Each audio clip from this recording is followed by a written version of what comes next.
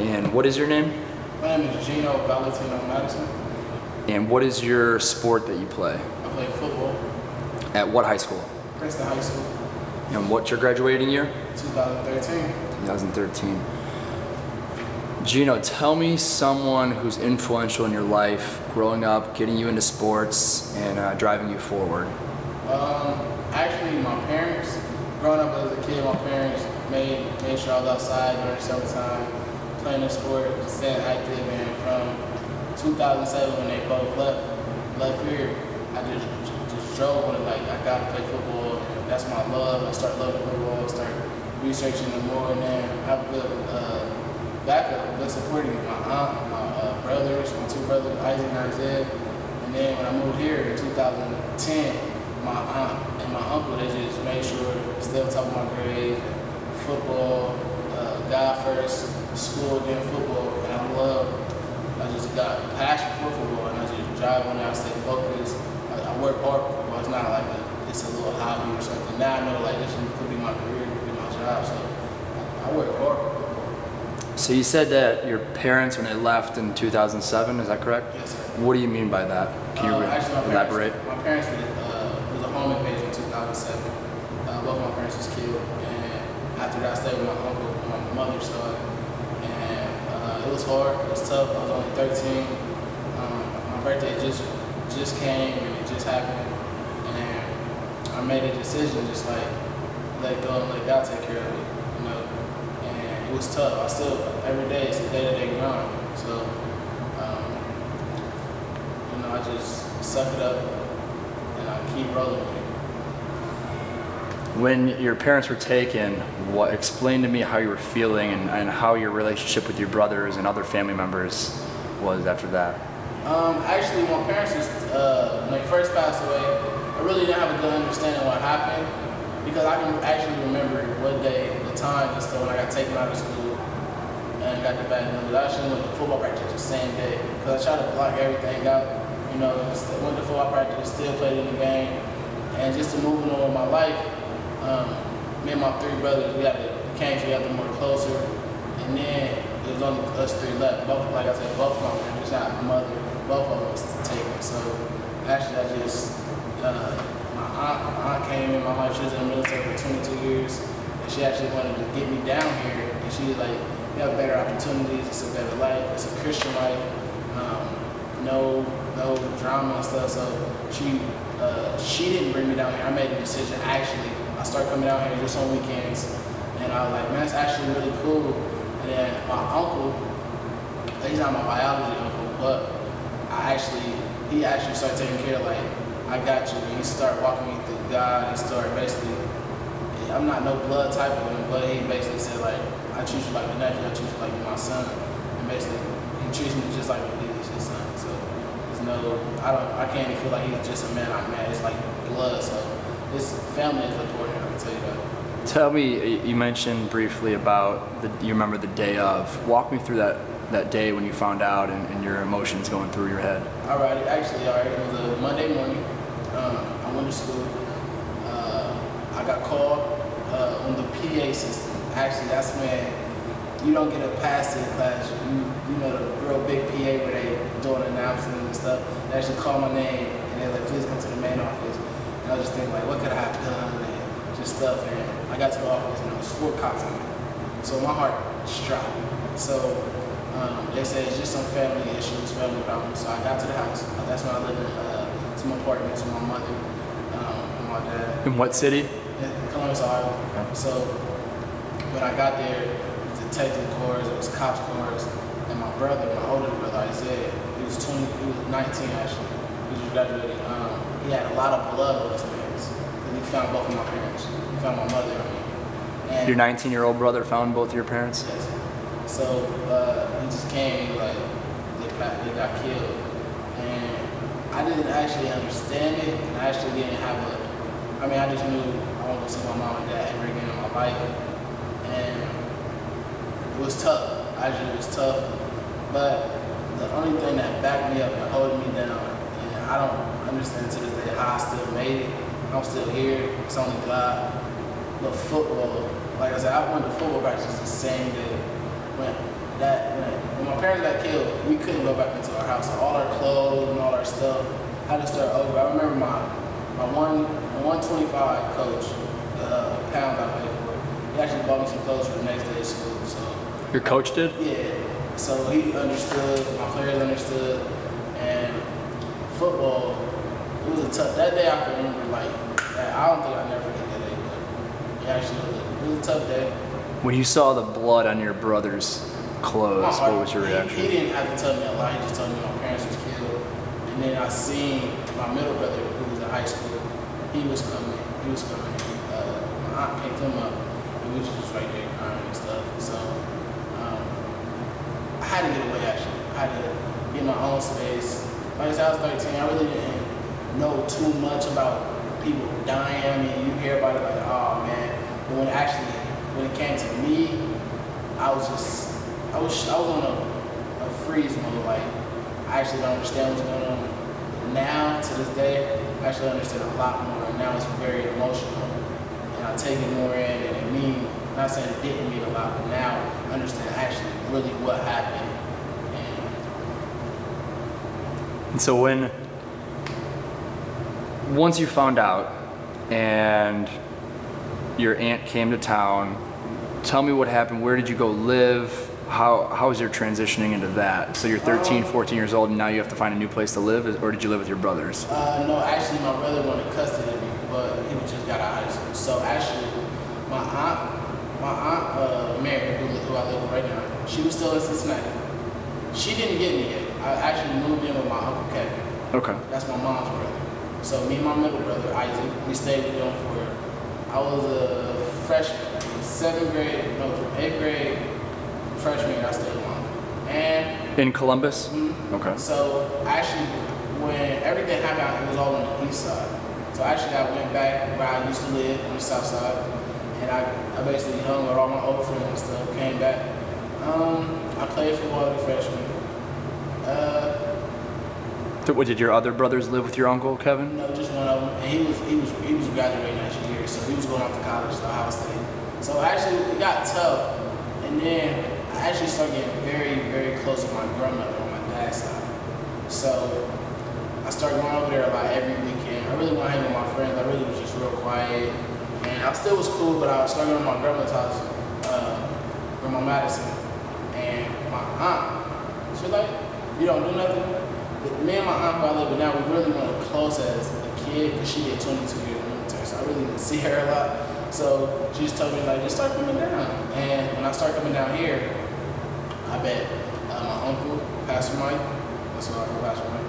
Then I met a couple friends that were real tight now. We were all like God brothers and stuff. So she didn't force me. She told me, like, it'd be a great move to live down here, but I was like, nah, I want to stay here with my friend. I want to stay back there. She was like, all right. And then I remember that one Sunday, I was down here and my uncle preached, and he was telling me, he prophesied to me saying, you have a bright future, and you lead yourself, when you will lead your brothers to God. Not saying that wasn't on track, but he basically prophesied to me like, you have a bright future, stay on track, do the right thing, but you start to become a young godly man. And my brothers are seeing it, because they went to church as a kid. We all went to church, but they was going off to college, to their own little thing. And I remember like, man, I don't have that experience. I don't have that love in Columbus. So the next 2 weeks, I told my aunt, like, can I move down here? And when I first moved down here, it was tough. Why is that? It was tough because I was only used to my aunt on the weekend. I wasn't used to staying there 24/7. So more rules came in, some more discipline. What kind of rules? Just like get off your phone at a certain time. I used to think like you're treating me like a baby sometimes. And I'm understanding now that I'm about to be 18 and I'm graduating. She wasn't treating me like a baby. She had to basically ground me, break some of the old habits I had, and basically start me over. Because and then when I stayed with my uncle, it would be cool. It would be great actually because it was a man and man. Or like they said, female can't raise a man. So that's what my uncle had to break down to my aunt. But it was real tough. But then I just like started listening. Actually, everything she started saying started coming making sense. Like, stay away from parties because people get killed. I lost a high school player this year, Lamar Williams, to just being out too late or getting killed at different times. From your high school? Your high school? Yeah, it's been 3 deaths. No, yeah, 3 deaths each year the past 3 years from Prince High School.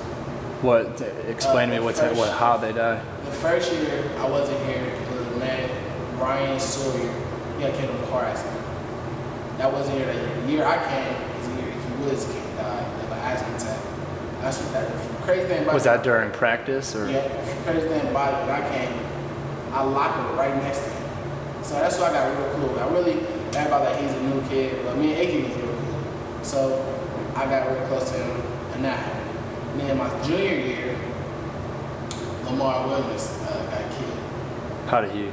Actually, he was, somebody shot him. He was out at 4 o'clock in the morning doing some things he probably should not be doing, or wrong place, wrong time. So when that happened, I was just like, man, that's when I came to myself. That's when I came, like, I got my little bit of friends. I'm not gonna be always out partying, I'm not gonna be out doing all of the extra stuff. Because being at the wrong place at the wrong time, things can happen like that. So I just understand, like, man, 3 people getting killed back to back at the same high school, that was just like, it was tough. So actually, I didn't understand. Now going back to really quick, when you found out your parents were taken, did they ever find out who the person was or people were and why they were doing it? On purpose, it's called it's a home invasion. So actually, the way the story went was, I grew up a little bit with my parents arguing, my parents a little bit of fighting. So when I got there, my mom and dad, they had a little bit of argument growing up. So the way the news put it, my dad had killed my mom. So I really was shook up, really didn't know what to think. And my brothers were saying they didn't know how really, the way my mom died on the spot, they caught my dad. He was walking, his neck was slit. So I don't think he could slit his own neck. So something happened.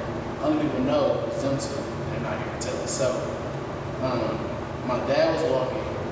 This is how the news said. My dad was walking and he found this man. And the man asked him, what happened? He said, I was just in a fight for my life. The news ended up twisting it, saying I was just in a fight with my wife. So after all that saying, I didn't know what happened. I didn't know what was going on. So I actually thought my dad killed my mom. So I ended up not going to my father's funeral. I had a caring spirit like, nah, man, I don't know what's going on. But realizing pieces don't match up. How could he did that? But his neck was slit. How could he did that? But when he was in the hospital, he had a lawyer. Once you went, when it's an investigation, and my dad was in handcuffs when he was in the bed in the hospital. So I can't see him. Nobody else can see him. Only person who can talk to him is his lawyer. My dad couldn't talk, so he was writing everything out. That's what my aunt tells me sometimes. So the lawyer told my dad, Valerie, that's what my mom's name is, she died.